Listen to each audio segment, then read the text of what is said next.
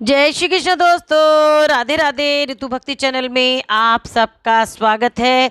कार्तिक मास आरंभ हो गया है तो मैं आपको कार्तिक की कहानी सुनाने जा रही हूँ। एक जाट था, उसके 7 बेटे थे। उसने अपनी छोटी बहू से कहा कि मैं कार्तिक नहाऊंगा, तो उसकी बहू ने कहा कि नहा लो। वे सवेरे उठती तो धोती और लोटा दे देती थी। ससुर नहाकर आते तो उसमें से हीरे मोती झड़ते थे। एक दिन जेठानी के बच्चे घर आए तो उन्होंने देखा कि बाबा की धोती से तो हीरे मोती झड़ते हैं। उन्होंने घर जाकर अपनी माँ से कहा कि बाबा नहाकर आते हैं तो उनकी धोती से हीरे मोती झड़ते हैं।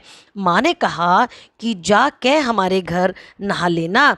बूढ़े ने कहा कि चलो ठीक है, मैं आ जाऊंगा। सवेरे बूढ़ा उठा तो जेठानी बड़बड़ करने लगी कि सवेरे उठते ही खड़ खड़ करने की शुरू कर देते हैं, सोने भी नहीं देते। पैर पटकते झटकते लोटा धोती दे दी।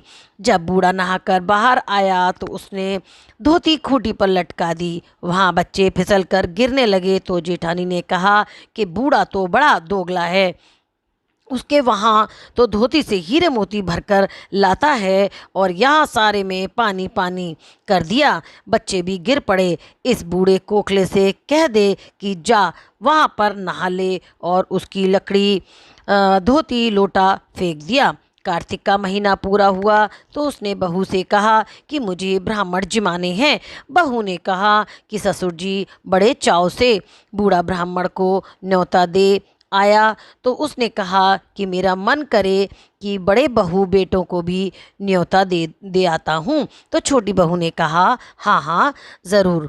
बूढ़ा सबको खाने को कह आया तो बहुओं ने कहा कि उसके घर से निकाल, हम जब खाना खाने आएंगे। ससुर ने बहू से कहा तो वे कहने लगी कि कोई बात नहीं है।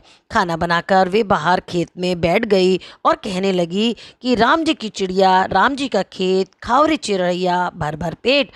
इस तरह शाम हो गई। उन लोगों ने जितना खाया पिया तथा बाकी बचे में रेत मिट्टी घोल दिया और औंधे बर्तन उल्टे कर दिए।